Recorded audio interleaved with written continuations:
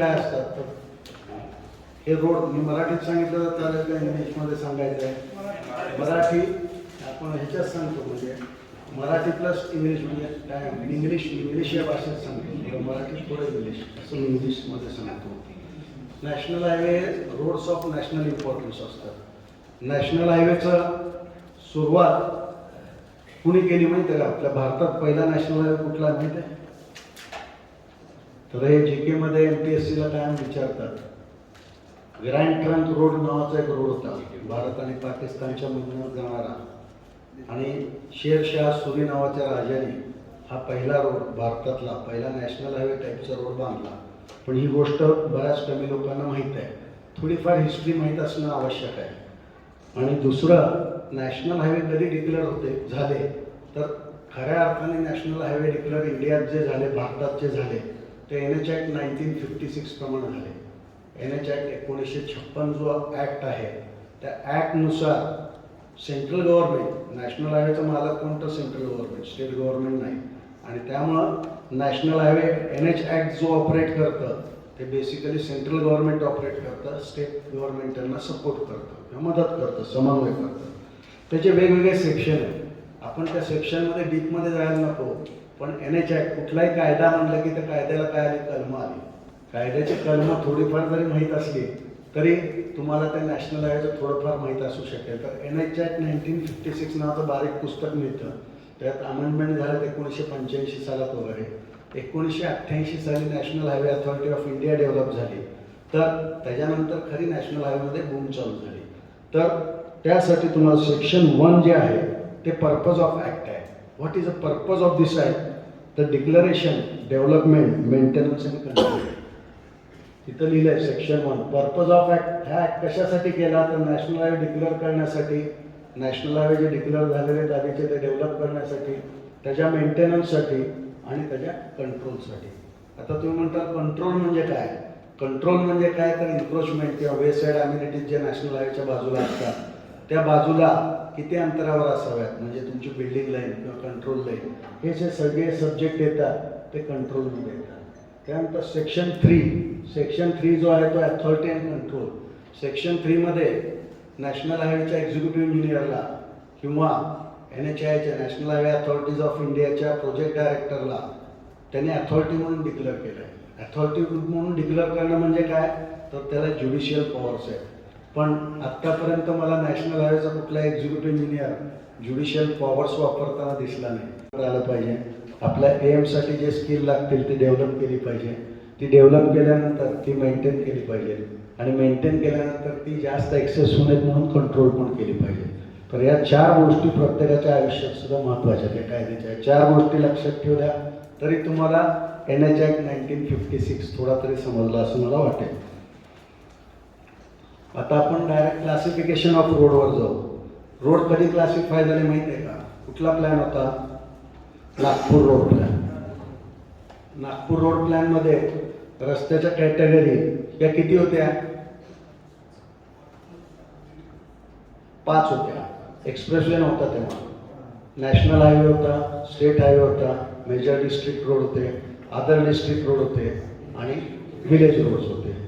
पण त्याला मराठीत काय म्हणतात? तर राज्यमार्ग किंवा कधी कधी राज्य महामार्ग म्हणतात. नॅशनल हायवेला राष्ट्रीय महामार्ग म्हणतात. MDRला प्रमुख जिल्हा मार्ग म्हणतात. ODRला इतर जिल्हा मार्ग म्हणतात. BRला ग्रामीण मार्ग म्हणतात. आणि त्याच्या खाली एक कॅटेगरी असते, त्या कॅटेगरीत आता मी काम करायला लागलो. माझ्या आयुष्याची गंमत फार भारी आहे. मी सुरुवात एक्सप्रेसवेपासून केली आणि शेवट नॉन प्लॅन रोडला करतो. तुम्हाला हेच सांगणं की तुम्ही खालून वर जावा. हळूहळू वर गेल्यावर मजा असते कामात. खाली आल्यानंतर तुम्हाला कधी कधी क्लेशाला, त्रासाला सामोरं जावं लागतं. पण जिंदगीचा पार्ट आहे. जे काही तुमच्या नशिबात नोकरी आली तिथून नोकरी चांगली करायची असते. कुठल्याही नोकरीत आपण चांगलं काम केलं की आपलं नाव होतं. माझे काका नेहमी मला म्हणायचे, तू कुठलंही काम कर, इव्हन जो तू शिपाई असला तरी there is always vacuum at top. म्हणजे कुठल्याही पोस्टला एक व्हॅक्यूम असते टॉपला. त्या व्हॅक्यूममध्ये जाऊन जर तुम्ही काम केलं तर ते तुम्हालाच बोलवतात. कुठला शिपाई भारी असेल तर मी त्यालाच बोलवतो, पेन ड्राईव्हमध्ये हे घालून आण, माझी बॅग गाडीत खाली ठेव. ड्रायव्हरला आता नवीन ड्रायव्हर देतात तिथं झेडपीत त्यावेळेला, तू कसं काय, तू गाडी तिकडेच थांबवली पॉलिटेक्निकला त्यांनी, आणि परत म्हणलं की इकडं लेक्चर आहे, परत इकडं आलो. पण हुशार ड्रायव्हर असला असता तर त्याने इथं गाडी लावून वर जाऊन बघून येऊन खाली साहेब इकडं चला म्हणून मला घेऊन आला असता. म्हणजेच आपल्यातले काही स्किल आपल्याला डेव्हलप करता आलं पाहिजे त्याच पोस्टवर. आता नावातच आहे नॅशनल हायवे म्हणजे काय आहे, तर स्टेटचे कॅपिटल्स किंवा स्टेटचे मोठे किंवा जे हेरिटेज पॉईंट आहेत किंवा महत्त्वाच्या गोष्टी, महत्त्वाची ठिकाणं आहेत, व्यापारी केंद्र आहेत, ते जोडणारे म्हणजे नॅशनल हायवे झाले. स्टेट हायवे म्हणजे काय, राज्यातली महत्त्वाची केंद्र, राज्यातली महत्त्वाची शहरं जोडणारे मार्ग. मेजर डिस्ट्रिक्ट रोड म्हणजे शहरातले महत्त्वाचे रोड, त्या डिस्ट्रिक्टमधले, शहर म्हणण्यापेक्षा ते झाले MDR. ODR सुद्धा त्या शहरातलेच पण सेकंडरी रोड. आणि VR रोड म्हणजे खरं तर ग्रामीण जनतेची नाळ किंवा ग्रामीण जनतेला जोडणारे रोड म्हणजे VR झाले. आता नॅशनल हायवेमध्ये मी तिथं त्याच्यानंतर NHAI दिल्ली हेडक्वार्टरला पण काम केलं, MSRDCच्या मुंबई हेडक्वार्टरला पण काम केलं. दिल्ली हेडक्वार्टरला काम करताना रस्त्याची खरी बूम चालू झाली होती ती NHDP program, national highways development program. तो NHDPच्या वेगवेगळ्या फेसेस आहेत, फेज 1, फेज 2, फेज 3, फेज 4. आपल्याला त्या फेसमध्ये जायचं नाही आहे, पण कुठल्या ह्याच्यात होतात नॅशनल हायवे डेव्हलप, तर NHDP प्रोग्राममध्ये होतात. आणि त्याच्यात पहिला जो होता तो गोल्डन क्वाड्रिलॅटरल म्हणजे सुवर्ण चतुष्कोननी खऱ्या अर्थाने हायवेने. आणि त्या सुवर्ण चतुष्कोनचा भाग जो आहे तो मुंबई पुणे एक्सप्रेसवे आहे. पण मुंबई पुणे एक्सप्रेसवे हा महाराष्ट्र शासनाने बांधलेला आहे, MSRDCने बांधलेला आहे. म्हणजे सुवर्ण चतुष्कोनात सुद्धा महाराष्ट्राचं स्थान महत्त्वाचं आहे हे तुम्हाला सांगायचं. त्या MSRDCमध्ये काम केलं, नॅशनल हायवेला दिल्लीमध्ये काम केलं. त्यांनी ओळख करताना नॅशनल हायवेची वेगळी करून दिली. NHAIला मी राजकोटमध्ये काम केलं, सोलापूरमध्ये काम केलं, दिल्लीला काम केलं. NHAIमध्ये काम करणं म्हणजे खरंच मोठा कसबीचं काम होतं. माझं पहिलं पोस्टिंग राजकोटला झालं तेव्हा मी होतो मराठी माणूस. राजकोट म्हणजे सगळे गुजराती लोक आणि राजकोट म्हणजे महाराष्ट्रातलं जसं पुणे आहे तसं गुजरातमधलं राजकोट आहे. म्हणजे निवांत शहर आहे, दुपारी 2 ते 4 तिथं झोपतात निवांत, कोण कोणाला डिस्टर्ब करत नाही. त्या शहरात गुजराती बोलतात लोक. माझा कॉन्ट्रॅक्टर होता चायनीज लॉन्जियन म्हणून, contractor Chinese, consultant Stanley consultant म्हणून कन्सल्टंट अमेरिकन आणि मी आपला महाराष्ट्रीयन. पण या लोकांबरोबर पहिल्या 1 वर्षात काम करून मला कळलं की भाषा हे काय बॅरियर नाही आहे. इंजिनियरला भाषा महत्त्वाची आहे, पण भाषा हे बॅरियर नाही आहे. तुम्ही जर व्यवस्थित अंडरस्टँड केलं तर एकमेकांना आणि ड्रॉइंग आणि स्पेसिफिकेशन इंटरप्रेट केलीत व्यवस्थित तर तुम्ही चांगलं काम करू शकता. त्यानंतर NHPWDला सोलापूरला जे 2 लेन रोड दिसतात पंढरपूर ते मंगळवेढा, त्याच्यानंतर तुम्हाला सांगोला ते जत रोड दिसेल, सांगोला टू जत, तो सुद्धा 2 लेन पेवड शोल्डर आणि कॉन्क्रीटचा रोड आहे. त्याचा अर्धा पार्ट माझ्या काळात झाला आहे.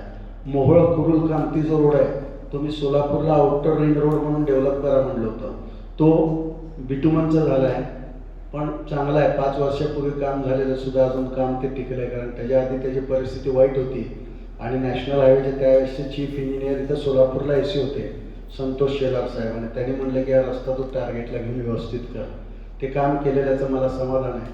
पण outer ring road Mohol Kurul Kamati हा पुणे सोलापूर हायवेपासून चालू होतो, तिथनं विजापूर हायवेला क्रॉस होतो, विजापूर हायवेला क्रॉस होऊन परत पुढं अक्कलकोट हायवेला क्रॉस होतो आणि मध्ये हैदराबाद हायवेला पण क्रॉस होतो. म्हणजेच हा अर्धा रिंग रोड आहे.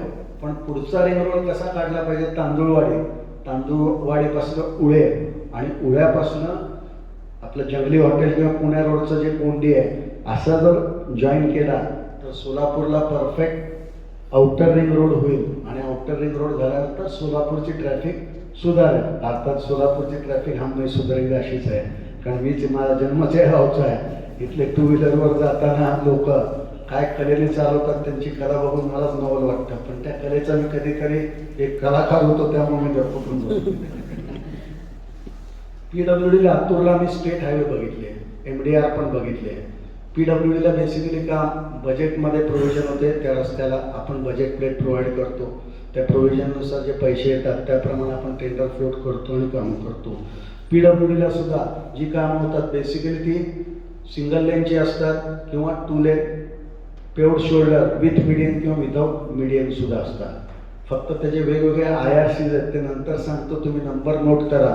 त्या IRC तुम्हाला कधी वाचायचं मिळालं तर बघा, जे BE सिव्हिल आहेत त्यांनी आणि जे 1 वर्षाचा कोर्स केलं त्यांनी ओव्हरऑल जरी बघितलं आणि काही गोष्टी बघितल्या तर तुम्हाला थोडं तरी रोडचं नॉलेज येऊन जाईल. PMJSY धाराशिवमध्ये मात्र मी 1000 किलोमीटरचे रस्ते 3 वर्षात केले आणि डांबरी केले व्यवस्थित. पण काही डांबरट रोग असतात. आधीच्या काळात ते येतं ना व्हॉट्सअपवर, आधीच्या काळात रस्ते साधे होते आणि माणसंही साधी होती. आताच्या काळात रस्ते डांबरी आहेत आणि माणसंही डांबरट आहेत. तसं आता डांबरटपणा जास्त वाढला आहे रस्त्याच्या कामावर. कारण रस्ता खराब असला तर लोक काही म्हणत नाहीत, पण रस्त्यावर खडी येऊन पडली की ते कॉन्ट्रॅक्टर आहे, कशाला आला आहे, कितीचं काम आहे, बोर्ड लावला का नाही, हा अवेअरनेस अलीकडं फार वाढला आहे. पण त्यातनं आपल्याला जावं लागतं, त्यात काही वाईट नाही आहे. झेडपी सोलापूरला मात्र माझं एक चांगलं होतं. आत्तापर्यंत प्रशासक होते, म्हणजे आम्हीच बॉडी होतो. पण आता परवाच इलेक्शन कालच निकाल लागला आहे. आता एका महिन्यात तिथं बॉडी येईल. तिथं बॉडी आली की माझी जायची वेळ आपोआपच तयार होते. माझं प्रमोशन पण गेलं एप्रिल-मेमध्ये म्हणतात, पण 31 मार्चपर्यंत काम करायचं. इंट्रोडक्शन तुम्हाला टाईप ऑफ रोड सांगितला, expressway, national highway, state highway, MDR, ODR, VR, non plan road. तसंच जसं लिहिलंय तसंच माझा प्रवास झाला एक्सप्रेसवे. हळूहळू आता बहुतेक माझी पंचायत समितीला SCची पोस्ट आली पण देते ना, कारण जास्त चांगली माणसं चालत नसते तिकडे. गोड बोलणारी फळं लोकांना आवडतात, किंवा गोड असणारी फळं किंवा गोड दिसणारी किंवा पिकलेली फळं आवडतात लोकांना. पण पिकलेली फळं ही नेहमी आतून नसलेली असतात. त्यामुळे तोंडावर गोड बोलतात त्यांच्यापासून आयुष्यात सावध राहतात. या रस्त्यावरची म्हणून मला एक गोष्ट पण सांगावीशी वाटते. मला काय लेक्चर म्हणजे काय लेक्चर नाही, तुम्ही ते मागचं झोपायला लागलं नाही झोपायचं की माझा पराभव आहे. रस्त्याची एक गोष्ट आहे चांगली. एका रस्त्यावर एक मोठा दगड पडलेला असतो. जुन्या काळची गोष्ट आहे, राजा महाराजांच्या काळातली. तो दगड बघून सगळे लोक दगड बघतात आणि निघून जात असतात. ते लोक का निघून चालले, कुणाच्याही मनात हे विचार येत नाही की तो रस्त्यावर मोठा दगड पडला तर ढकलावा, बाजूला काढावा सगळ्यांनी. कुणी ढकलत नाही तो दगड. मग तिथनं एक त्या काळातला तसंच काहीतरी इंजिनिअरिंग किंवा त्या काळात काय म्हणत असतील त्यातला बेकार, म्हणजे आपण ज्या फेसमधनं बऱ्याच काळ गेलेलो आहे त्या, मी सुद्धा बेकार या फेसमधनं गेलेलो, त्यामुळे काळजी करू नका. त्या फेसमधनं चाललेला असतो, तो बघतो अरे रस्त्यावर दगड पडलाय, मग दगड हलवावा. पण त्यात एवढी ताकद नसती तरी मग तो प्रयत्न तरी करावा दगड हलवायचा. म्हणून तो जातो दगड हलवायला गेल्यानंतर थोडा तसूभर हलतो, त्याला बरं वाटतं. पण त्याचे ते प्रयत्न बघून आजूबाजूची पान टपरीवर बसणारी माणसं पान कोण तुंबतात किंवा सिगरेट ओढून लोकांचे टाइमपास करतात. त्यांनाही लाज वाटली की हा बॉडीने छोटा माणूस आहे पण तो दगड हलवायचा प्रयत्न करतो, मग आपण पण जायला पाहिजे. मग ती सगळी त्याच्या मदतीला गेली आणि तो दगड बाजूला गेला. पण काय आश्चर्य, दगड बाजूला गेल्यावर खाली त्याला संपत्ती सापडली. ती संपत्ती त्याने घेतली. संपत्ती बघितली तर त्यात नोट लिहिली होती की जीवनात तुमच्या फार ऑब्स्टॅकल आहेत किंवा जीवनात तुमचे फार आडकाठे येत आहेत किंवा तुम्हाला अडथळे येत आहेत, पण तुम्ही अडथळे पार करणारे पहिले गृहस्थ आहेत.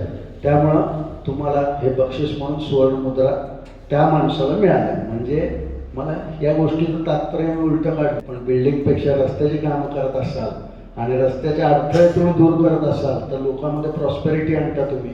कारण रस्ते या रक्तवाहिन्या आहेत, माणसाच्या शरीरातल्या जशा रक्तवाहिन्या आहेत तसे रस्ते आहेत. त्यामुळे ती प्रॉस्पेरिटी तुम्ही ब्लॉकेज दूर केलं. आपण बायपास बांधतो म्हणजे काय करतो, बायपास म्हणजे ते ब्लॉक झालेलं असतं, ती नस ब्लॉक झालेली असते, तो रस्ता ब्लॉक झालेला असतो, त्याचा आपण बायपास करतो. टेंभुर्णी बायपासची केस आपल्या NH डिव्हिजनमध्ये पण NHI असताना ती केस मी लढलो होतो. एका हिअरिंगमध्ये निकाल लागला होता की बायपासला डॉक्टर जसं बायपास करायचं ठरवतो तसं इंजिनियर रस्त्याचा बायपास करायचं ठरवतो. ही ट्रॅफिकचं कंजेक्शन आहे आणि हे बायपास महत्त्वाचं आहे. जजनी इमिजिएट एका दिवसात असल्या सिस्टीममध्ये निकाल दिला. यांचं बरोबर आहे. ते कंजेशन मी बघतोय, कुठं बार्शीला जाणार रोड, कुठं करमाळ्याला जाणार रोड, सगळे अडकून पडलेत ते. मग त्यावेळेस मात्र मला कळलं की आपण जर चांगलं न्यायव्यवस्थेसमोर इंटरप्रेट केलं तर न्यायव्यवस्था सुद्धा लवकर न्याय देऊ शकते. लोकांना वाटतं भगवान के घर देर है अंधेर नाही आहे, पण तसं नाही आहे. कधी कधी लवकर पण निकाल लागतात. फक्त तुमचं मन चांगलं पाहिजे आणि वातावरण जुळून आलं पाहिजे. पाऊस उगाचच पडत नसतो, पाऊस पडायला ढग यावं लागतं. नुसतं ढग येऊन वारं थांबावं लागतं. वारं थांबल्यावर प्रेसिपिटेशनच्या कंडिशन तयार व्हावं लागतात. त्या कंडिशन तयार झाल्यावर तो पाऊस पडतो. त्यामुळे तुम्ही सुद्धा असं पाऊस पडायच्या कंडिशन कधीतरी तयार केलं तर तुम्हाला समाधान वाटेल. प्रेसिपिटेशन तिथं कलरिंग सिस्टीम दाखवली आहे. नॅशनल हायवेला पिवळा कलर वापरतात, स्टेट हायवेला हिरवा कलर वापरतात, तुमच्या सिटी रोड्सला किंवा काय काळा कलर वापरतात आणि PMGSYला नारंगी कलर किंवा VR वगैरे नारंगी कलर वापरतात. आता पुढची स्लाइड तूच कर. बस इथं स्थापत्य अभियंत्री साहेब मदत करत नाही एक्झिक्युटिव्ह इंजिनियरला. असं तुमच्या इथं एक्झिक्युटिव्ह इंजिनियर भेटतो का तुम्हाला? काय तर पॉलिसी मेकिंग, थोडक्यात मगाशीचे 4 डेव्हलपमेंट म्हणजे काय डिक्लरेशन ते महत्त्वाचे पॉलिसी मेकिंग आहेत. त्याच्यात मग वेगवेगळ्या योजना आहे. अलीकडे भारतमाला परियोजना सुद्धा आहे. या एक्सप्रेसवेच्या पॉलिसीज ठेवायच्या. म्हणजे एक्सप्रेसवे आणि नॅशनल हायवेमध्ये काय फरक आहे कोण सांगू शकेल? What is difference between expressway आणि नॅशनल हायवे? एक्सप्रेसवे सुद्धा 2 मोठ्या टाउनला जोडतो, स्टेटमधल्या किंवा डिफरंट स्टेटमधल्या. नॅशनल हायवेसह जोडतो. पण बेसिकली फरक काय आहे? त्याला एक्सप्रेस काय म्हणतात? तो ॲक्सेस कंट्रोल्ड आहे किंवा पार्टली ॲक्सेस कंट्रोल्ड आहे. ॲक्सेस कंट्रोल म्हणजे काय? त्याच्यावर कुठनंही घुसू देत नाही तिकडून तिकडून, त्याला पंक्चर होऊ देत नाही. ज्या रोडला पंक्चर करू दिलं जात नाही किंवा पार्टली पंक्चर करू दिलं जातं असे रोड म्हणजे एक्सप्रेसवे. हाच बेसिक फरक. आणि नॅशनल हायवेवर स्पीड लिमिट जे असतं ते 80 पर्यंत अलाउड करतात. आपण मुंबई पुणे एक्सप्रेसवेला 80 लिहिलं आहे, पण आता ते बदलले आहे. 120 km/h हे एक्सप्रेसवेला आणि नॅशनल हायवेला 80 km/h हे स्पीड आहे. टू व्हीलर पण अलाउड केली जात नाही. टू व्हीलर अलाउड करत नसतात. कसं असतं माहिती आहे का? त्यासाठी काम करावं लागतं. एक्सप्रेसवेचं आता 10 लेनिंग चालू आहे. 10 लेनिंग ती 4 लेनिंग जी होती ती आधीची अलाइनमेंट होती. त्या अलाइनमेंटला फॉरेस्टने परमिशन दिली नाही. ती जर परमिशन आधीच दिली असती तर एक्सप्रेसवेवर तुम्हाला टू व्हीलर दिसल्याच नसत्या. त्यात कॉमन पार्ट आहे मुंबई पुणे नॅशनल हायवेचा आणि मुंबई पुणे एक्सप्रेसवेचा. परत त्यातली गंमत सांगतो आपण तुम्हाला. येताना किलोमीटर वेगळे, जाताना किलोमीटर वेगळे. पण तिथं काम करावं लागतं. तिथं बसलं की कळत आहे. मग जो कॉमन सेक्शन आहे नॅशनल हायवेला टू व्हीलर आला तो कॉमन सेक्शन आहे. तुम्ही लगेच एक्सप्रेसवेवर तुम्हाला टू व्हीलर दिसली तर ओळखून जायचं कॉमन सेक्शन. किंवा दुसरी गोष्ट, कुणाच्या तरी गाड्या वगैरे पंक्चर होतात त्यासाठी आपण काही टू व्हीलरना अलाउड केलं. ते रॉंग साईडने जाऊन त्यांना मदत करतात. त्यासाठी या 2 केसमध्ये टू व्हीलर दिसू शकतात. NH डेव्हलपमेंटसाठी तो सांगितला तो NHDP हा प्रोग्राम महत्त्वाचा आहे. गोल्डन क्वाड्रिलॅटरल आणि त्यानंतर NSEW north south east west corridor. आता इथपर्यंत आलो आहे. मग आता तुम्ही सांगा बरं की सगळ्यात मोठा नॅशनल हायवे कुठला आहे? सगळ्यात मोठा नॅशनल हायवे त्याचा नंबर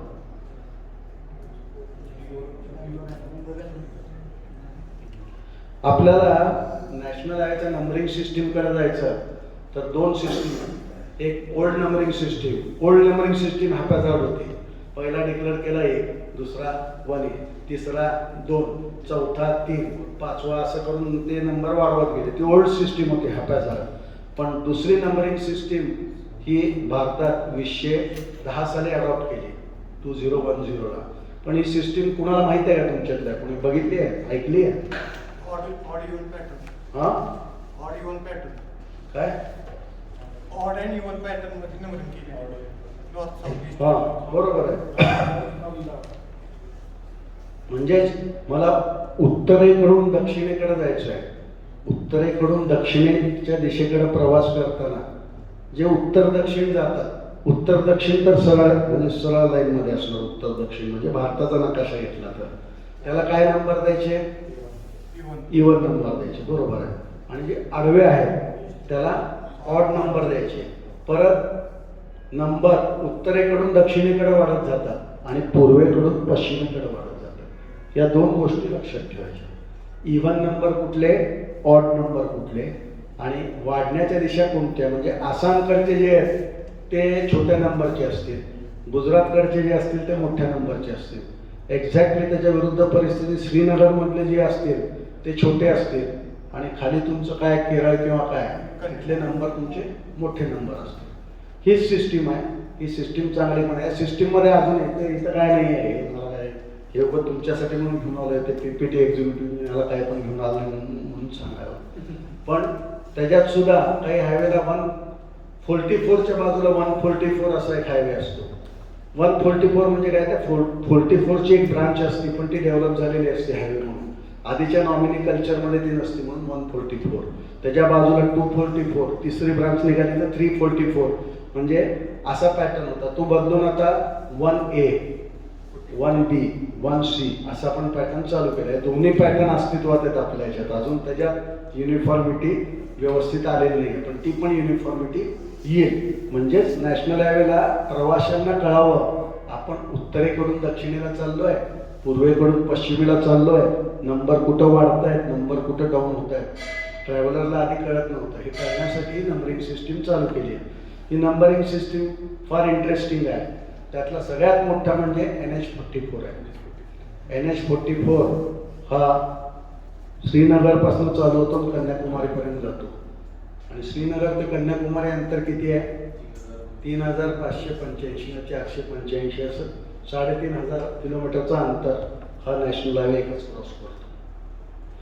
मग एवढे मोठे हायवे किती आहेत? एकूण 1,12,500 वगैरे नॅशनल हायवेज आहेत आपल्या भारतात. अलीकडे संख्या वाढली असेल, थोडे जुने फिगर्स आहेत माझ्या, पण तुम्हाला या नॅशनल हायवेचा आवाका माहीत पाहिजे. पण नॅशनल हायवेचं पर्सेंटेज किती आहे?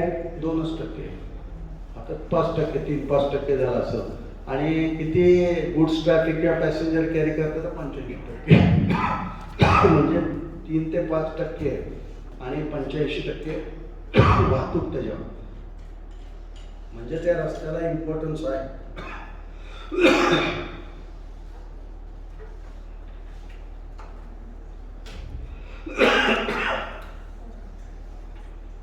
CRIF म्हणजे काय, कोण सांगू शकेल? CRIF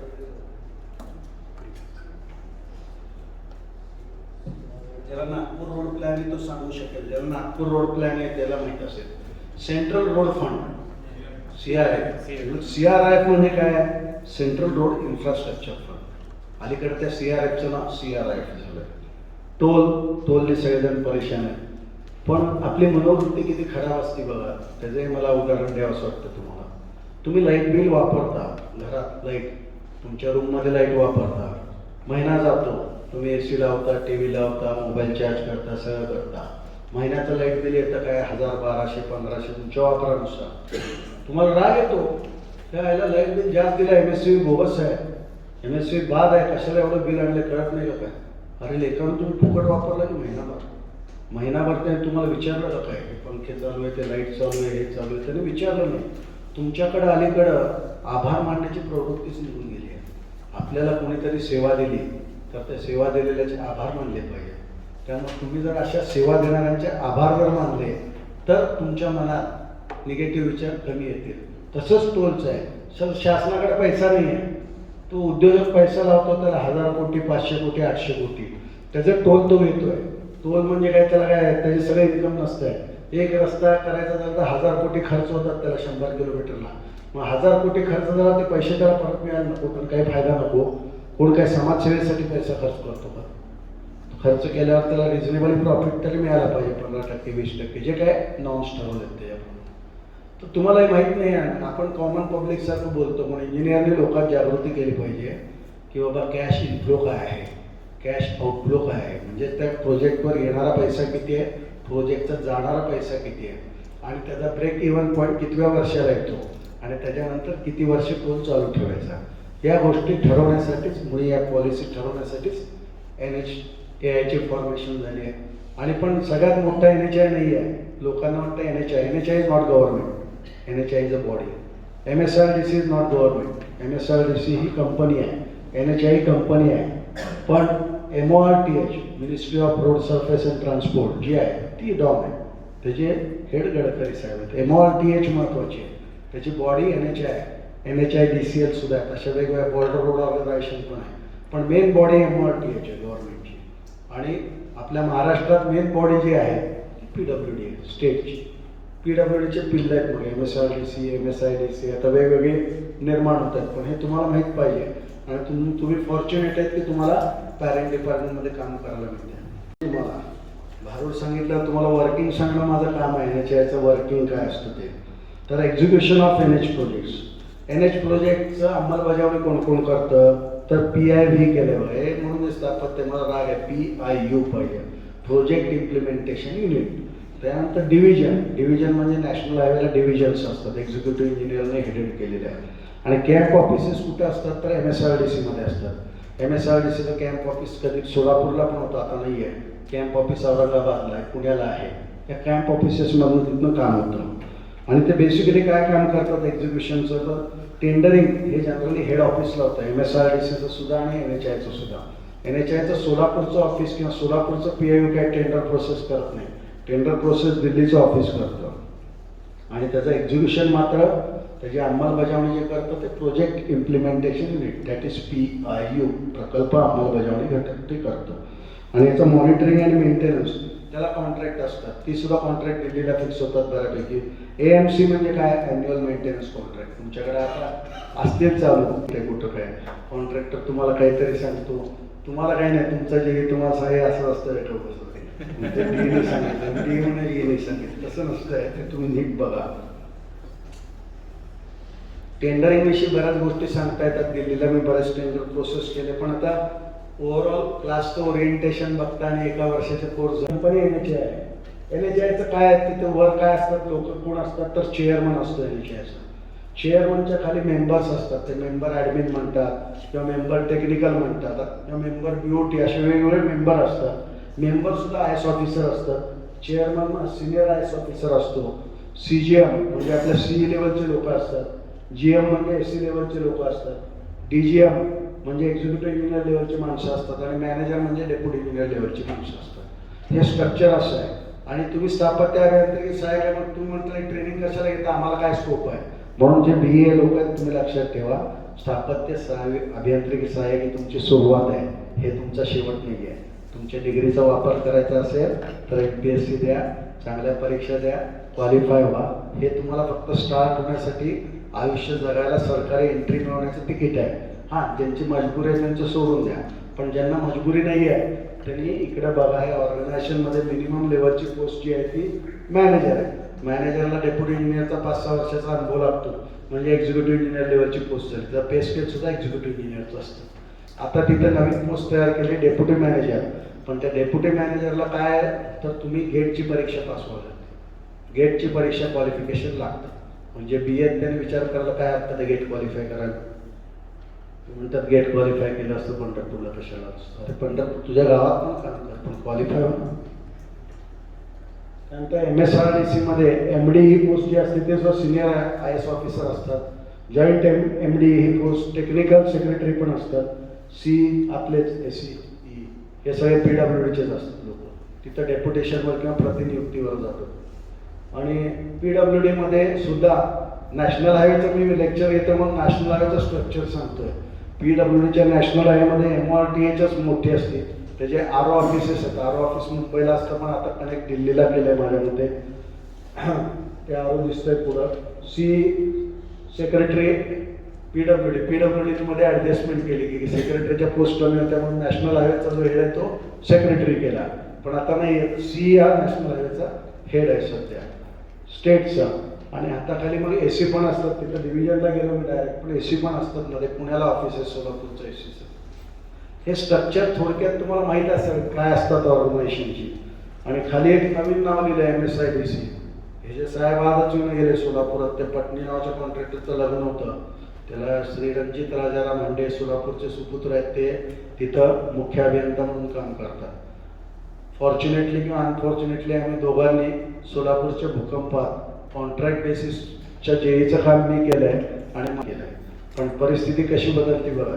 परीक्षा दिल्या, AEE झाले, ग्रॅज्युएट होते, फटफट प्रमोशन झाली. ते चीफ इंजिनियर आहेत, मी आत्ता आहे. मग तुमची डिग्री सेम आहे, तुमच्या CEची पण डिग्री सेम आहे. 1-2 वर्ष घासा घे, अभ्यास करा. घ्या इतके वर्ष केलं, 2 वर्ष करा, परीक्षा द्या. हे 2 वर्ष तुमच्या आयुष्यात 20 वर्षाचा बदल आणतील. लक्षात ठेवायचं कोड आहे ते 55. त्यात हे सगळे चॅप्टर जे आहेत तुमच्या खन्ना दृष्टमध्ये जे BE सिव्हिल झाले त्यांना माहीत असते. पहिला चॅप्टर काय असतो, रोड अलाइनमेंट अँड जॉमेट्रिक्स असतो. तिथं काय सेफ्टी घ्यायची. दुसरा काय असतो, क्रॉस सेक्शनल एलिमेंट. तिसरा इंटरसेक्शन अँड जंक्शन. म्हणजे हे सगळे धडे आहेत. पण सगळ्यात महत्त्वाचं खालचं जे आहे ते रोड सेफ्टी ऑडिट आहे. रोड सेफ्टी ऑडिट हे महत्त्वाचं असतं. रोड सेफ्टी ऑडिट हे प्लॅनिंग स्टेजला पण करतात, नियोजन स्टेजला पण करतात, डिझाईन स्टेजला पण करतात, कन्स्ट्रक्शन स्टेजला पण करतात, ऑपरेशन स्टेजला सुद्धा करतात. आणि सगळ्यात शेवटी ब्लॅक स्पॉट दिलं आहे. ब्लॅक स्पॉटमध्ये IR लिहिलं आहे, identification and rectification. Kale spot, black spot म्हणजे जिथं रिपिटेटिव्ह ॲक्सिडेंट होतात वर्षात 4-5 आणि जिथं जीवितहानी होते असे स्पॉट हुडकावं लागतात. मग आपण कसले इंजिनियर असे स्पॉट का हुडकायचे? आपण आमचे साहेब नेहमी म्हणायचे तू इंजिनियर आहे रस्त्याचा, मग ब्लॅक स्पॉट कशाला केला? ब्लॅक स्पॉट करायचंच नाही ना. तू तिथं सुपर एलिव्हेशन व्यवस्थित ठेव, तू तिथं केंबर व्यवस्थित ठेव, तू तिथं ड्रेनेज व्यवस्थित ठेव, तू तिथं रोड साईन बोर्ड व्यवस्थित लाव, रस्ता व्यवस्थित ठेव. मग ब्लॅक स्पॉट कसे होते? मग हेक्टरला किती मिळतात तुम्ही कॅल्क्युलेट केले असतील मग अशी. मग दोन्ही ऑर्गनायझेशनमध्ये काम केल्यावर मला कळतंय ना कोण काय कुठं खर्च करतंय ते. पण गमतीचा भाग म्हणजे काय, स्पीड कमी असतो तेव्हा माणूस व्यवस्थित गाडी चालवतो. आणि सगळ्यात जास्त हायवे चांगल्या नॅशनल हायवेवर झाले होते. म्हणजे हा फॅक्ट सरप्रायझिंग आहे, पण हा फॅक्ट ARC-SP 87 पण महत्त्वाचा आहे. अलीकडे एक्सप्रेसवे महत्त्वाचे झाले. जे BE सिव्हिलच्या परीक्षा देतात किंवा हायवे इंजिनिअरिंगला त्यांना IRC-SP म्हणजे स्पेशल ॲडिशन म्हणतात, त्याला स्पेशल पब्लिकेशन. त्यातलं AC हायवेज म्हणजे काय, ॲक्सेस कंट्रोल. आणि नॅशनल हायवेजला काय ॲक्सेस कंट्रोल असू शकतात किंवा एक्सप्रेसवे. आता तुम्ही म्हणता एवढं भारूड सांगितलं तर ड्युटीज ऑफ ज्युनियर इंजिनियर. आमच्या सारख्यांनी सांगायचं झालं तर नॅशनल हायवेला मगाशीच सांगितल्याप्रमाणे तुमची ड्युटी मॅनेजरची असते. You are manager, you are not engineer. का म्हणतोय असं? साईट सुपरव्हिजनिंग करतात ते आई किंवा SC करतात. ते आई कुठली आली आणि SC कुठली आली? आई म्हणजे इंडिपेंडंट इंजिनियर, स्वतंत्र अभियंता. नवीन कॉन्ट्रॅक्ट सिस्टीममध्ये ही नवीन संकल्पना आली की इंडिपेंडंट इंजिनियर. इंडिपेंडंट इंजिनियर म्हणजे काय? मी शासनाचं काम करतो म्हणजे मी शासनाची बाजू घेणार. कॉन्ट्रॅक्टर काम करतो, कॉन्ट्रॅक्टरचा इंजिनियर कॉन्ट्रॅक्टरची बाजू घेणार. मग दोघांमधले डिस्प्यूट सॉल्व्ह करण्यासाठी एक न्यूट्रल किंवा त्रयस्थ यंत्रणा उभी करायची, या कन्सेप्टनी इंडिपेंडंट इंजिनियर आले. मग SC सुपरविजन कन्सल्टंट कुठे आले? सुपरविजन कन्सल्टंट जेव्हा मालक आहे, मी मालक समजतो कारण मी गव्हर्नमेंट डिपार्टमेंटचा आहे, पण मालकाला गाईड करण्यासाठी मालकाचं डोकं तेवढं आता मॅनेजमेंटमध्ये राहून राहिलेलं नसतंय, म्हणून ते सुपरविजन कन्सल्टंट नेमतात. ते हायली एक्सपर्ट इंजिनियर असतात. ड्युटी गेली ती इंडिपेंडंट इंजिनियर आणि सुपरविजन कन्सल्टंटला. मी नॅशनल हायवेच्या कंटेस्टमध्ये बोलतोय, आता PWDमध्ये सुद्धा मोठ्या प्रोजेक्टमध्ये यायला लागले. मेजरमेंट हे लमसम आणि MBs. आपल्या लोकांना MBची आवड असते. मी परवाच MB रायटिंग पॉवर सगळ्या इंजिनियरला देऊन टाकलाय. अशीच परीक्षा घेतली, सगळे पास झाले, MB रायटिंग देऊन टाकल्या. कारण MBA चेकबुक सारखं असतं. MB तुम्हाला खाडाखोड करता येत नाही. मी एक स्वतंत्र लेक्चर घेईन how to ride the MBs, पण ते लोकांना माहीत नाही कसे लिहितात MB म्हणजे BOQ लिहितात, तसं लिहायचं नसतं. Quality and safety checks as per tender IRC-SP 55 वापरायचं मात्र सेफ्टीसाठी. खाली काही छोटे IRC दिले आहेत.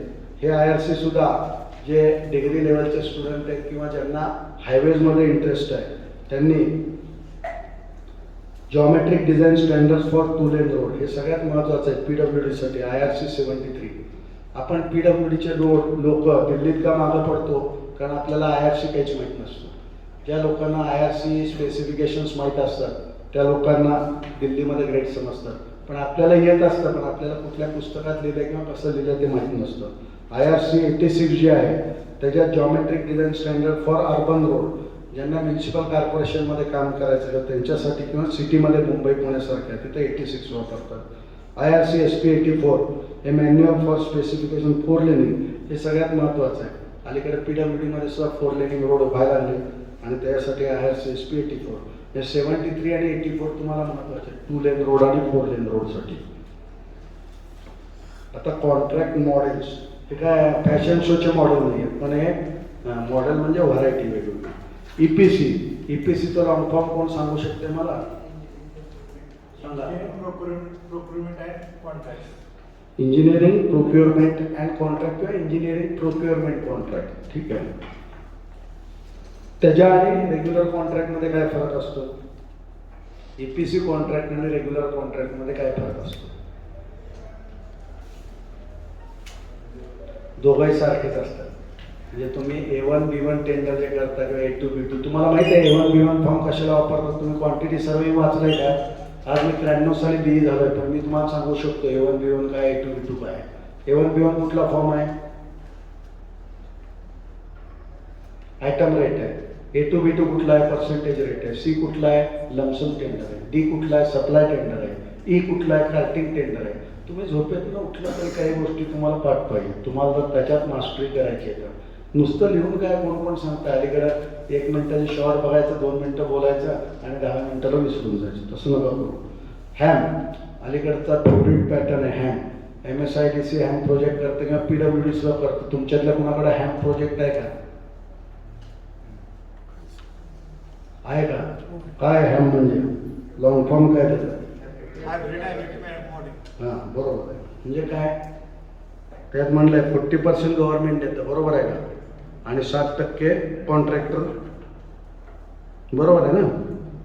पण 7% ॲन्युटी आणि 40% गव्हर्नमेंट. म्हणजेच गव्हर्नमेंट पहिल्यांदा 40% पैसे देतं आणि 60% पैसे त्याला इन्स्टॉलमेंटमध्ये देतं, एकाच ह्याला देत नाही. कारण गव्हर्नमेंटकडे पैसे नाही आहेत. ॲन्युटी म्हणजे ॲन्युअल त्याला पेमेंट फिक्स करतात आणि त्या कामाच्या स्टेजनुसार त्याला पैसे रिलीज करतात. हे MSIDC PWDमध्ये हे मॉडेल का वापरतात? हा रस्ता फुल्ली फिजिबल नाही आहे BOTसाठी. ह्याच्यावर ट्रॅफिक एवढी नाही आहे की टोल जनरेट करून तो कॉन्ट्रॅक्टर सगळे पैसे वसूल करू शकेल. मग अशा वेळेस ते PWDला असे रस्ते देतात की भविष्यात चांगले होते पण ते हँग खाली जातात. आणि BOT म्हणजे काय असतं? टोल बेस्ड, म्हणजे फिजिबल असतात. मुंबई पुणे एक्सप्रेसवे फिजिबल आहे, ट्रॅफिक आहे. अहमदाबाद वडोदरा फिजिबल आहे. पहिला हायवे कुठला ना एक्सप्रेसवे कुठला? मुंबई पुणे का अहमदाबाद वडोदरा? अहमदाबाद वडोदरा पहिला हायवे. आज कुणाची मॅच आहे क्रिकेटची? आज पाकिस्तानला USA मॅच आहे, माहिती आहे का? बघता का तुम्ही? मग काय रे, तुम्ही एन्जॉय करा यार. पण जीवनाची इतकी काय लक्षात चेहरे हो वारी करून त्याला मी काय तुम्हाला काय राक्षस रिक्षाच आहेत का? आता तुम्हाला माहित पाहिजे हे गाणं मैं तेरे प्यार में पागल, हे गाणं मला सापडलं. कॉलेजमध्ये असताना ते कुठंतरी ऐकलेलं होतं. मग ते गाणं म्हणलो आणि मी माझ्या फेसबुकवर क्लिप टाकला. साहेब बघितलं आम्ही कुणाच्या प्यारमध्ये पागल झालो, तुझ्या प्यारमध्ये. प्रेम काय असं आहे? व्हॅलेंटाईन डे पण यायला जायचं. आपल्यावर प्रेम करा रे पहिले. मी स्वतःवर प्रेम करा. आपण स्वतःवर प्रेम करत नाही. आपण स्वतःला कधीच छान समजत नाही. स्वतःवर प्रेम करा. लोकांना आपोआप होतं प्रेम. प्रेम काय आपोआप जनरेट होत असते. अलीकडे तर लय पटपट होती. पत्र लिहावं लागायचे, ते पत्र द्यायचे कोणाला, ते मीडिएटर पत्र लाभ फेकून द्यायचं आणि तिने फेकली मला फाटली म्हणून संपलं. स्टोरीच संपायची. अलीकडे तसं तर नाही आहे. बोथ एंडेड स्टोरी चालू करता येतात तुम्हाला. फ्लेक्झिबल पेमेंट कशा असतात? तर त्याच्यात पॉईंट टू पॉईंट कॉन्टॅक्ट असतो किंवा ग्रेन टू ग्रेन कॉन्टॅक्ट असतो. म्हणजेच ॲग्रिगेट टू ॲग्रिगेट कॉन्टॅक्ट असतो. ते एकमेकाचे हेच प्रिन्सिपल आहे. आणि त्याचं ग्रेडेशन खाली मोठे असतं. गोष्ट सांगितलं बरं असतं, जरा खुश होतो.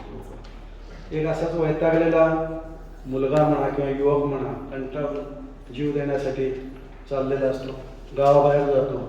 कधी गावाच्या बाहेर पडलेलं असतं. कायम स्ट्रेसफुल जीवन, आयुष्य कायम वैतागलेलं, लग्न होत नाही, नोकरी लागत नाही. ह्याच्यासारखी बेकार कंडिशन्स नाही. कोण आहेत का तुमच्यातले अशी? नोकरी तर लागली पण लग्न होत नाही अशी? होतंय लग्न, जरा धीर झाला. पण अलीकडे तुमची पिढी आमच्यासारखी नाही आहे. तुमची पिढी आहे. तुमची पिढी सिंगल पण राहू शकते, काय पण करू शकते. तो वैतागतो आणि गावाच्या बाहेर जातो. छान एक लाकडी ब्रिज असतो. तो पहिल्यांदा बघतो गावाच्या बाहेर एवढा छान ब्रिज आहे.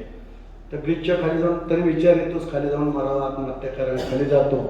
खाली वारं सुंदर सुटलेलं असतं, पाण्याचा प्रवाह चांगला चाललेला असतो. याचं मन प्रफुल्लित होतं. एकदम त्याचे निगेटिव्ह विचार जे असतात ते निघून जातात आणि सकारात्मक विचार यायला लागतात. त्याला ब्रिज एवढा सुंदर आहे, पाणी एवढं वाहत आहे, कुणी छान बांधलं आहे, आपण पलीकडे जाऊ म्हणतो. तो ब्रिजवरून लाकडी ब्रिजवरून चालून जातो. लाकडी ब्रिजचा आवाज छान येत असतो, टक टक, त्याच्या पायाचा आवाज येतो, त्याला गंमत वाटते. पलीकडे जातो. पलीकडे गावातले लोक जेवण करत बसलेले असतात. नवीन वाटसरू बघतात, त्याला बोलवतात. गावाकडची लोक रिजनेबली चांगली असतात, तर ते त्याला बोलवतात, त्याला जीव खाऊ घालतात, कसं चाललंय. आणि हे अगदी शांत आणि व्यवस्थित चाललेलं असतं. ते बघून तो खरंच खुश होतो. तो म्हणतो आपण उगाच शहरात राहून आणि फ्रस्ट्रेट होऊन आपण जगायचं नाही म्हणत होतो. पण गावाच्या बाहेर आल्यावर छान हवा आहे, पाणी चांगलं आहे. काही दरवेळेला जेवायला पैसे लागतीलच असं काही नाही. चांगली लोक गाठ पडली तर आपल्याला खाऊ पिऊ सुद्धा घालतात. तर आपण जगायला काय हरकत आहे असं विचार करतो. पण जगायला काय हरकत आहे विचार करायला त्याला कोणी भाग पाडलेला असले का ब्रिजने. एवढं ब्रिजचं इम्पॉर्टन्स आहे. म्हणजे नकारात्मक विचाराला सकारात्मक करायचं काम ब्रिजने करायचं असतं. का? कारण मी अफेक्टेड आहे सध्या. मंगळवेढा रोडचा 1822 साली का 1922 साली बांधलेला ब्रिज. 1922 साली बांधला होता ब्रिज इंद्रधनुच्या पुढे मंगळवेढा रोड माहिती असेल तर. परवा पाडला. 2-3 महिने झाले जीव घराबाहेरच जाऊ वाटत नाही, कारण फिरून यावं असं वाटतं. रामवाडी इकडून तिकडून किंवा कल्पना टॉकीजच्या खाली एवढा छोटा रेल्वेचा ब्रिज आहे, त्या रेल्वेच्या खालच्या ब्रिजमधनं जायचं आणि पलीकडे जायचं, त्रास होतो. एक ब्रिज तुमच्या जीवनाच्या ॲक्टिव्हिटीज बदलू शकतो. एक ब्रिज सोलापूर शहरातल्या रस्त्याचा पॅटर्न बदलू शकतो. एक ब्रिज तुम्हाला उत्साही किंवा निरुत्साही बनवू शकतो. मग एवढ्या एका स्ट्रक्चरचं इम्पॉर्टंट आहे. आणि आपण मात्र मी एक्झिक्युटिव्ह इंजिनियर आहे, मी पुणे आहे, मी अभि कशाला एकमेकात ब्रिज बांधला ना प्रेमाचा जर ब्रिज बांधला तर सगळे समाधानी राहू ना. आणि PWDचं कल्चर बेसिकली सगळ्यांनी गुण्यागोविंदांनी समाधानात राहून व्यवस्थित कामं करायचं आहे. आणि कल्चर हळूहळू कमी व्हायला लागलं असं मला उगाचच वाटतंय, पण हे नसेल तर चांगली गोष्ट आहे. म्हणजेच तुम्हाला याच्यात काय आहे की स्लो आणि राईट पाथवर जावा. तुम्ही सावकाश परंतु तुमच्या योग्य ध्येयाकडे व्यवस्थित जावा. कारण सावकाश आणि व्यवस्थित ध्येयाकडे हळूवारपणे गेलं तर तुम्हाला चांगलं डेस्टिनेशन, तुम्हारी मंजिल बहुत अच्छी मिलेगी तुम्हारे को. पण मंजिलकडे कोण बघतच नाही अलीकडं. मंजिलच कुणाला माहीत नाही. तुमच्या जीवनाचं इकिगाईच तुम्हाला माहीत नाही. जीवनाचं इकिगाई माहीत पाहिजे. माझ्या जीवनाचं इकिगाई क्रिकेट खेळणं आणि गाणं म्हणणं. मला काही नको आहे बाकीचं. मी गाणे म्हणतो, मी क्रिकेट खेळतो अजूनही शनिवारी रविवारी. तुमच्यासारख्या पोरांना 1-2 छक्के मारले का दोघांना बोर्ड काढले मग असं करतो परत. ह्याच्यात मजा आहे. तुमचं बॉल कट होण्यात, तुमचं बॉल स्विंग होण्यात मजा आहे. क्रिकेटची मॅच बघताना तुम्ही ओरडायला मजा आहे. विराट कोहली किंवा कोण रोहित शर्मा आउट गेल्यावर वाईट वाटलं साहजिक आहे. आता अभिषेक वर्मा शर्मा कोण आले त्यांना बघून तुम्ही करा. पण तुम्ही काहीतरी आयकॉन ठेवा, काहीतरी ध्येय ठेवा. तुमचं ध्येय फक्त पैसा हे साधन आहे. पैसा तुम्हाला समाधान देऊ शकत नाही, पण तुमचं इकिगाई जीवनाचं ध्येय निश्चित तुम्हाला समाधान देईल. ह्या गोष्टी कोण सांगतात ज्याचं पोट पुढं आलेलं आहे, ज्याच्याकडे भरपूर पैसे आहेत असं तुमचं म्हणणं असेल. पण तसं नसतं. तुमच्या वयात मी ह्याच गोष्टी करत होतो. गेले 40 वर्ष मी क्रिकेट खेळतो. 53 वर्षाचा आहे, 13 वर्षापासून खेळतो मी. या ब्रीफचा माझ्या लेक्चरची सिरीज आहे तुम्हाला सांगायचं आहे, पण मी काय त्याची ॲडव्हर्टाईज करत नाही. पण ज्यांना MPSC वगैरे द्यायची आहे तर माझे 10-15 विषयांवरचं SK सिव्हिल इंजिनिअरिंग अकॅडमी म्हणून माझं एक चॅनल आहे. ते तुम्हाला सापडेल. ते लोगो जो दिसतोय पलीकडचा तो लोगो त्या अकॅडमीचा आहे. त्यामुळे बरे. पण ही अकॅडमी क्रिकेट टुर्नामेंट स्पॉन्सर करते. ही अकॅडमी सगळ्या लेक्चर तुम्हाला फुकट उपलब्ध करते. आणि अकॅडमीचा माझा उद्देश आहे की माझ्या सोलापूर शहरातलेच काय, नंतर हळूहळू ग्लोबल जे काही मराठी असतील किंवा नंतर काय जे कोणी सिव्हिल इंजिनियर असतील ते सगळे अटॅच होऊन त्यांनी आपलं बेस्ट डिलिव्हर करावं. आणि त्यांना गाईड म्हणून हा MPSCला चांगलं टूल आहे. जवळपास 8 ते 10 विषय मी कव्हर केलेत. अजून 5-6 करायचे. मी सिव्हिल इंजिनिअरिंगच्या ट्युशन घ्यायचं स्ट्रक्चरच्या. बरेच लोक माझ्याकडे यायची. ती लोक आता मोठी झाली आहेत. त्यांची नावं कोट केली तुम्हाला गंमत वाटेल, पण मी नाही सांगत. पण मोठं होणं काही वाईट नाही. आपला स्टुडंट मोठं झालं तरी आयुष्यभर आपला ॲसेट असतो. चॅनलचं नाव काय? SK civil engineering academy. म्हणून मी YouTube लाईव्ह करणार होतो खरं तर, पण यांनी झोपायला आलेला बघितलं तुझ्या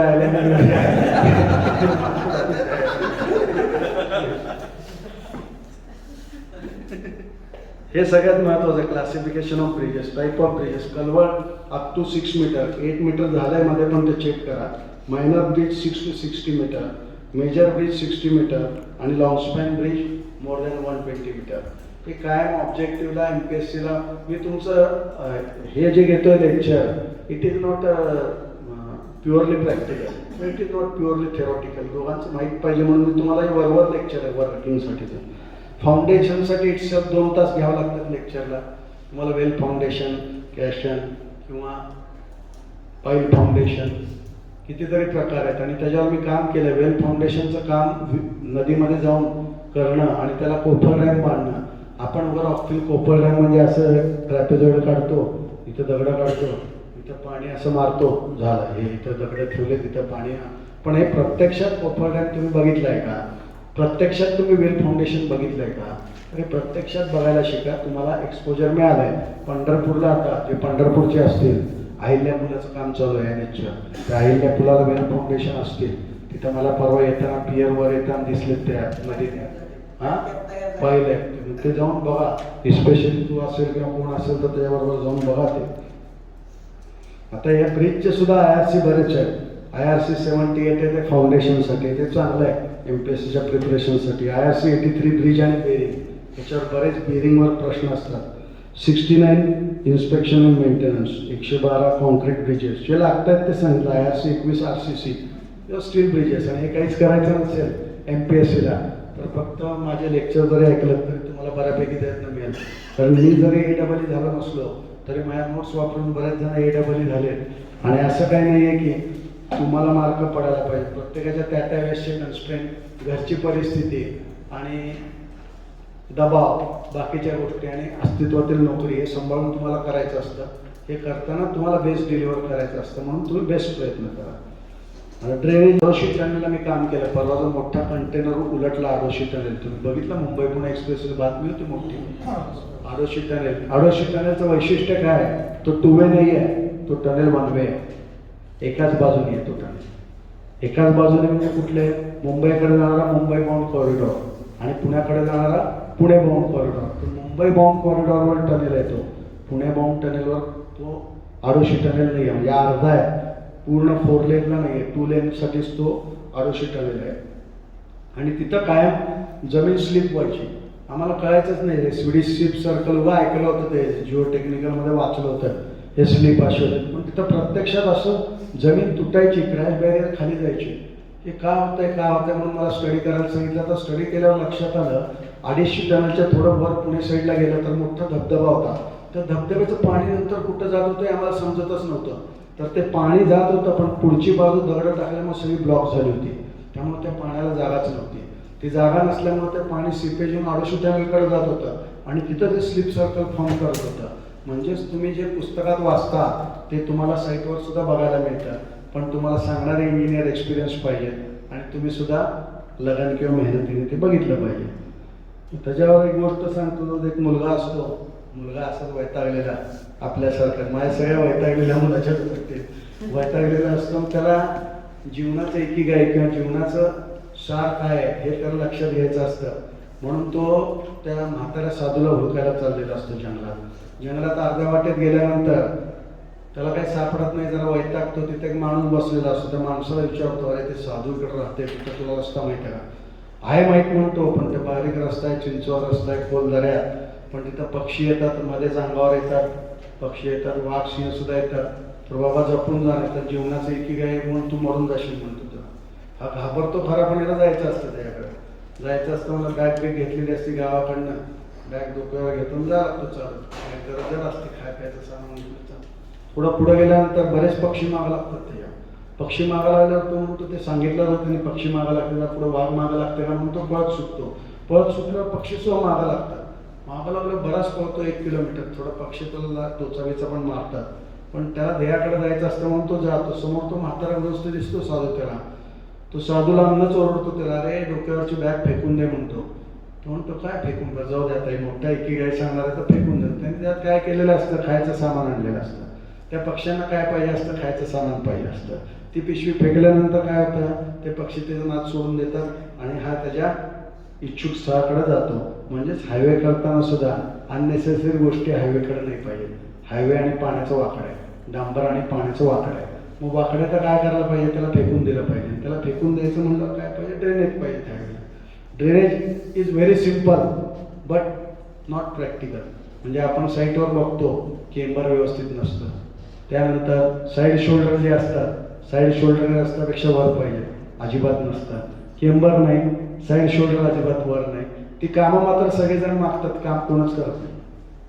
झाडं झुडपं काढणं, केंबर मुरमाची कामं द्या म्हणतात, पण कामं कोण करत नाही. तर त्याला काय म्हणतात, ऑफ कॅरेजवे मेंटेनन्स. जे आपण मेन कॅरेजवेचा करतो म्हणजे मेन पृष्ठभागात, त्याला म्हणतात ऑन कॅरेजवे मेंटेनन्स. आणि ऑफ कॅरेजवे मेंटेनन्सकडे लक्ष दिलं जात नाही, त्याकडे लक्ष देण्याची गरज आहे. ते बाकीचे स्लोप केंबर तुम्हाला माहीत आहे, पण ते केंबर तुम्हाला रस्त्यावर काम करायचं, स्थापत्य अभियांत्रिकी सहाय्यकाला रस्त्याचं केंबर मोजता आलं पाहिजे. ग्रेडियंट लांबची गोष्ट आहे, पण केंबर माहीत पाहिजे. सुपर एलिव्हेशन नसतं ग्रामीण रस्त्यांना, पण निगेटिव्ह सुपर एलिव्हेशन काय, पॉझिटिव्ह सुपर एलिव्हेशन काय, या 2 गोष्टी तुम्हाला तपासायला आल्या पाहिजेत. आणि तिसरं म्हणजे क्रॉस ड्रेनेजवर डिझाईन करता आलं पाहिजे, म्हणजेच पाण्याचा फ्लो किती आहे. या गोष्टी मी नॅशनल हायवेला PWDला साताऱ्याला रोड प्रोजेक्टला पहिल्यांदा काम केलं. त्या प्रोजेक्टमध्ये जुने जे ज्युनियर इंजिनियर होते त्यांनी इतकं सुंदर सांगितलं की टोपो शीटवरनं कॅचमेंट एरिया कसं काढायचं. त्या रोडवरनं जाता तुम्ही कोन्स डिवाइड करण्यासाठी झोन, वेगवेगळे झोन, वर्किंग झोन किंवा काय बॅरिगेट्सवर त्याचंच आहे. साईनबोर्ड तुम्हाला कल्पना देतात पुढं काय आहे किंवा काय. खरं तर नॅशनल हायवेला काम करताना त्याची इन्फॉर्मेटरी साईन ही 1 किलोमीटर आधी लावायला पाहिजे, 1.5 किलोमीटर. ही कधीच लावली जात नाही. इथं काम तर तिथंच लावतात. तो माणूस जर 80 आणि 120च्या स्पीडने आला तिथं मरणार नाही तर काय होणार आहे. पण हे IRCSP 55 त्यासाठी फॉलो करा म्हणतो मी. ते बघितलं तुम्ही 1 किलोमीटर जाऊ दे, 500 मीटर लावलं तरी तुम्ही जाऊ शकता. इन्फॉर्मेशन बोर्ड लावून का उपयोग आहे. माझ्या ड्रायव्हरला जर इंग्लिश येत नाही त्याने म्हणणार मला काय घंटा करायचं मला काय. म्हणजेच आपले ड्रायव्हर सुद्धा ते 3 E आहेत ना, इंजिनिअरिंग, एन्फोर्समेंट आणि अजून तिसरा एक आहे. हे सेफ्टीचे 3 E आहे, एन्फोर्समेंट, इंजिनिअरिंग आणि अजून एक काय 3 E असतात बघा ट्रॅफिक इंजिनिअरिंगमध्ये. इंजिनिअरिंग, एन्फोर्समेंट आणि तिसराही तुम्ही हुडकून काढा जो किंवा पेपरमध्ये येतो. वर्क झोन सेफ्टी अत्यंत महत्त्वाची. मी एक्सप्रेसवेला काम केलं. माझ्यासमोर भक्ती बरोबर इनामदार ती तिचा मृत्यू झालेला आम्ही दुसऱ्या दिवशी बघितला. कारण त्या काळात आम्ही CCTV कॅमेरे लावले एक्सप्रेसवेवर. किती सालची गोष्ट सांगतो, 2001 सालची गोष्ट. भातन टनेल म्हणून आहे. त्या टनेलच्या इथं ड्रायव्हरला फक्त थोडा डुलका लागला आणि डुलका लागल्यानंतर बाजूचे जे इलेक्ट्रिक पोल आहे त्या पोलवर जाऊन गाडी धडकली आणि सगळं सांगितलं. ड्रायव्हर पण गेला आणि ती पण गेली. आणि तिथं आम्ही शेवटी बोर्ड लावला कारण आम्ही जरा संवेदनशील आहोत, एक्सप्रेसवेचे लोक पण होते म्हणून तिथं ती फुलराणीचा बोर्ड आमच्या काळात तरी लावला होता. आता आहे का नाही माहीत नाही. भातन टनेलच्या बाजूला आहे मुंबईकडे जाताना. म्हणजे सेफ्टी काय महत्त्वाची. लोक काय बऱ्याच गोष्टी सांगतात सेफ्टी असं तसं तसं. काय नसतं सेफ्टी म्हणजे बेकार असतं, काय नाही, आपला पण जायचं असतं. मग मी दुनियाला गाडी चालवलं, मला सगळं माहिती आहे असं सांगत असते. पण सांगितलं तरी कुणाचंच ऐकू नका. का ऐकायचं नाही कुणाचं. कारण जास्त जर ऐकलं तर प्रॉब्लेम येते त्या जगात. जास्त कुणाचं माझं स्वतः जास्त ऐकू नका, ठराविक ऐका. एका जंगलात बेडकं राहत असते तलाव. ते बेडकं एकदा पाण्याची कमतरता असते. कमतरता असल्यावर बेडूक म्हणतात आपण आता दुसरीकडे जाऊ, चला फिरायला म्हणते. पाणी हुडकूय, पाणी संपणार आहे. हुशार असतात तशी बेडकं. जाते पुढं जायला लागतात. रस्त्याने पुढे गेल्यानंतर एक बिन पाण्याची विहीर वाटेत लागते. अर्धे बेडकं टपाटप त्या बिन पाण्याच्या विहिरीत उड्या मारते. उड्या मारल्यानंतर अर्धे बेडकं ते बाहेर थांबते. हवे कशाला पडलं, याच्यात पाणी नाही, आता तुम्ही कसं काय बाहेर येणार, उड्या मारा म्हणते. ते उड्या मारा लागते. उड्या मारतात. विहीर जरा उंच असते. उड्या मारून थांबतात. ते थकल्यानंतर ते म्हणते जाऊ द्या आता बसा तुम्ही, आम्ही पुढे जातो. ते आतलं सगळे बेडकं थांबवतात. मात्र एक बेडूक मात्र जुन्या उड्या मारत असते. टपाटप टपाटप त्यांना थांबा थांबा म्हणत असते. ते म्हणतात काय उड्या मारायला मारणार म्हणते. पण ते शेवटी जास्त प्रयत्न करून एक जोरात उडी मारतो आणि तो बाहेर येतो. बाहेर सगळं म्हणतो जे आलं ते एक पण तू एवढं येतो, तू कसं काय बाहेर आला, काय ते काय प्रतिक्रियाच देत नाही, काय बोलत नाही. त्यांना वाटतंय ना काहीतरी ह्याच्यावर परिणाम झालाय किंवा आतमध्ये पडल्यामुळे दुःखी झालाय वगैरे. मग नंतर त्याचा एक दोस्त असतोय बाहेर उभा राहिला. ते म्हणते हिने एक काम काय, हिने बाहेर आहे म्हणताय काहीच ऐकलं नाही. म्हणजे तसंच सेफ्टीचं आहे. लोक किती बोलले तरी तुम्ही सेफ्टी इक्विपमेंट घाला, सेफ्टी फॉलो करा. आमचा ड्रायव्हर कधी पण बेल्ट लावत नाही आणि गाडीत पुई मी या सेफ्टीचं सांगतो आणि ड्रायव्हर बेल्ट लावत नाही. त्याला ओरडलं होतं, ते हसायला आलं, ते बाहेर आलाय लेक्चरला बसल्या होते. या लेक्चरवरनं गोष्ट सांगतो ड्रायव्हरची आणि मोठा अब्राहम लिंकन किंवा मोठा सायंटिस्ट, नाव एक्झॅक्ट मला आठवत नाही, पण आईन्स्टाईन होता. आईन्स्टाईन आणि त्या ड्रायव्हर, आईन्स्टाईन असे लेक्चर देत असते सगळीकडे. त्या ड्रायव्हर पण खुश होत असते. ड्रायव्हर काय बाहेर बसून काय करणार म्हणून लेक्चर देऊन असंच ऐकत बसत असते. ऐकत बसतं. एक 10-12 लेक्चर करते. आईन्स्टाईनला ते ड्रायव्हर म्हणते तुम्ही काय सांगता, मी पण सांगतो पुढचं लेक्चर म्हणते. सांग म्हणताय. आईन्स्टाईन त्या काळात काय फोटो मीडिया वगैरे काय नसतं, हे असतं. त्यांनी जरी आईन्स्टाईन मी जरी कुलकर्णी तू गेला तरी चालत असतंय. तिने जर आता चालू करतं लेक्चर, दुनियात ब्रिलियंट देत आहे. सगळे लोक खुश होतो, तुझ्या याला भारी लेक्चर, काय वेळा वाजवते. मग एक लहान मुलगा उठत आहे आणि त्याला विचारतं ते E=mc² मध्ये एम काय असते किंवा काय. तर त्याने म्हणते आपल्या प्रश्नाचं उत्तर मी देत नाही, ड्रायव्हर देतो. म्हणजे ही जी त्याची प्रतिक्षिप्त क्रिया आहे ती क्रिया महत्वाची. माणसाची हुशारी काय सायंटिस्टमुळे ठरत नाही किंवा ड्रायव्हरमुळे ठरत नाही. इमिजिएट त्याचा रिस्पॉन्स किंवा त्यांच्या मेंदूच्या रिस्पॉन्सवरून ठरते. तर अशा गमतीशीर गोष्टी आहे, कधीतरी वाचत जावा. आपण यूट्यूबवर दुसऱ्या गोष्टी बघण्यापेक्षा कधीतरी मोटिवेशनल स्टोरीजसुद्धा बघा ना. Measurement books and billing, MB. आता MB लिगल डॉक्युमेंट म्हणतात. लिगल डॉक्युमेंट म्हणजे काय, MB is just like a chequebook. MBवर तुम्हाला फायनल बिल झाला डबल क्रॉस मारावा लागतो, तुम्हाला खोडाखोड करावी लागत नाही. खाडाखोड केला तरी तिथं सही करावी लागते. MB नीट आणि क्लीन. पण बरेच लोक इतके घाण लिहितात की मला समजत नाही. पण असं काय लिहित आहे कळत नाही. RA बिल आणि फायनल बिल हे दोन माहीत पाहिजेत तुम्हाला. नॅशनल अकाउंटमध्ये पण असतात त्या EPC कॉन्ट्रॅक्टमध्ये. रनिंग अकाउंट बिल, पण प्रत्येक running account bill exact bill नसते, हे लक्षात ठेवा. Running account bill is approximate bill, it is not exact bill. तुम्ही फायनल बिलाला ते मेजरमेंट करून त्याप्रमाणेच फायनल बिल द्यायचं असतं. झाकून दुसऱ्याचं पाहायचं वाचून अशा गोष्टी असतात. मग त्या गोष्टी टाळायला पाहिजे किंवा आपल्याला कळलं पाहिजे की वेळात काढायला लागला. नॅशनल हायवे कसे तयार झाले बघितलं. नॅशनल हायवे कसे तयार झाल्यानंतर त्याची नंबरिंग सिस्टीम बघितली.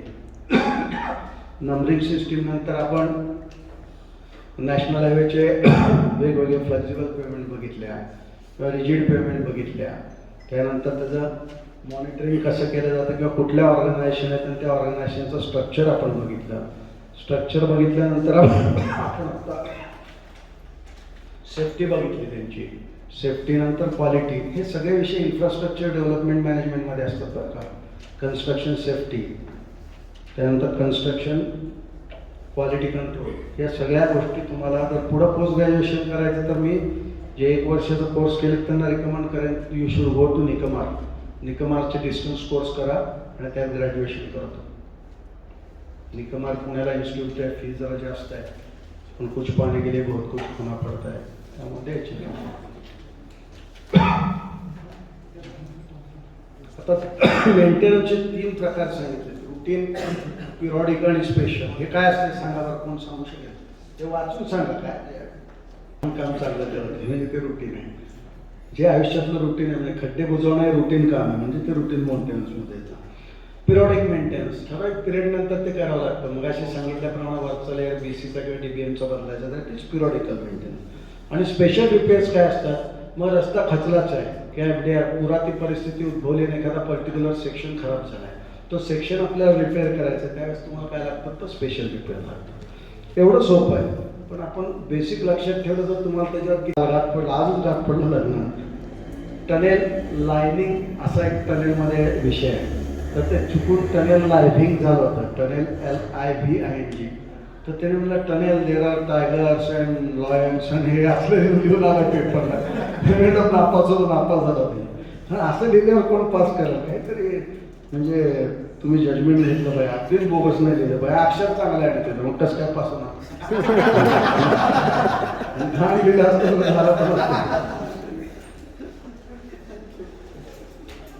ते काय जेईच्या एक्झाम मध्ये असं विचारू शकता त्याने तुम्हाला.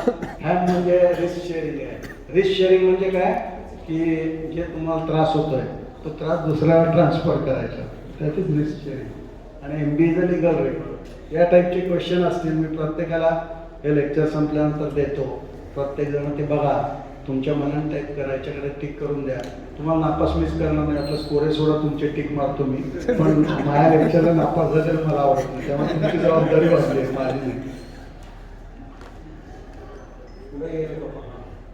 असंच एखादा तुमच्यातला माणूस सुद्धा अजून थोड्या दिवसांनी किंवा थोड्या वर्षांनी इथे यावा आणि त्यावेळेस मी म्हातारा असावं, मग काठी टेकवत तिथं बसावं आणि तुमचं व्याख्यान मी ऐकावं आणि तुम्ही सुद्धा अनुभवाच्या शिदोरीने पुरेपूर भरून जावं, एवढ्या सदिच्छा देतो.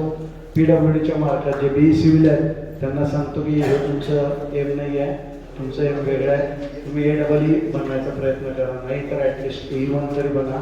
पण ठीक आहे, जे मिळालं आहे ते मिळालं आहे. आणि ज्यांनी फक्त कोर्स केले त्यांनाही विनंती आहे, ज्यांनी डिप्लोमा केला आहे त्यांना डिग्री करायची विनंती करतो.